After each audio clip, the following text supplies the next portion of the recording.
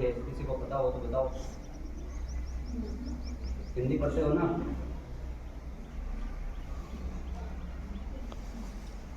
महान लेखिका कह सकते हैं हम उसको, आधुनिक मीरा के नाम से भी जानते हो। नहीं पता? महादेवी वर्मा का आज जन्मदिन है। 26 मार्च 1907 को उनका जन्म हुआ था और फर्रुखाबाद उत्तर प्रदेश में रात 8 बजे 26 मार्च को उनका जन्म हुआ था। उनके पिता का नाम था श्री गोविंद प्रसाद वर्मा, जो भागलपुर के कॉलेज में प्राध्यापक थे उनके पिताजी, और उनकी माता का नाम था हेमरानी देवी, और उनके पति का नाम था डॉक्टर स्वरूप नारायण वर्मा, जो बरेली के पास नवाबगंज कस्बे के एक निवासी थे। आधुनिक हिंदी की सबसे सशक्त कवियत्रियों में से एक होने के कारण उन्हें आधुनिक मीरा के नाम से भी जाना जाता है। और कवि निराला का पूरा नाम बता सकता हो कोई? कवि निराला, जिसका पूरा नाम बता सकते हो क्या? सूर्यकांत त्रिपाठी निराला। पढ़ाओ। उन्होंने हिंदी के विशाल मंदिर की सरस्वती भी कहा है। महादेवी वर्मा को सूर्यकांत त्रिपाठी निराला ने हिंदी की विशाल मंदिर की सरस्वती भी कहा है।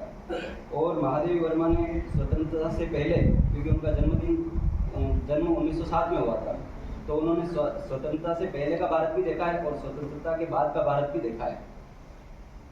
महादेवी वर्मा की शिक्षा इंदौर में मिशन स्कूल से प्रारंभ हुई, और क्योंकि उनका बचपन में ही विवाह हो गया था, तो विवाह के उपरांत महादेवी ने 1919 में क्राफ्टवेट कॉलेज इलाहाबाद में प्रवेश लिया और 1921 में 8वीं कक्षा में प्रांत भर में प्रथम स्थान प्राप्त किया। और वे 7 वर्ष की अवस्था से ही कविता लिखने लगी थी, और 1925 में मैट्रिक पास की, तब वे एक सफल कवियत्री के रूप में प्रसिद्ध हो चुकी थी। 1932 में जब उन्होंने इलाहाबाद विश्वविद्यालय से एमए पास किया, तब तक उनके 2 कविता संग्रह निहार तथा रश्मि प्रकाशित हो चुके थे, और उनकी 2 कृतियां हैं, पथ तुम्हारा मंगलमय हो और पथ के साथी, ये 2 उनकी कृतियां हैं। और उनके कविता संग्रह भी है निर्जा, दीपशिखा, सप्तपर्णा, प्रथम आयाम, अग्निरेखा, निहार तथा रश्मि। और 1956 में भारत सरकार ने उनकी साहित्यिक सेवा के लिए पद्म भूषण की उपाधि से सम्मानित किया था उन्हें, और 1982 में ज्ञानपीठ पुरस्कार से सम्मानित किया था भारतीय साहित्य में अतुलनीय योगदान के लिए।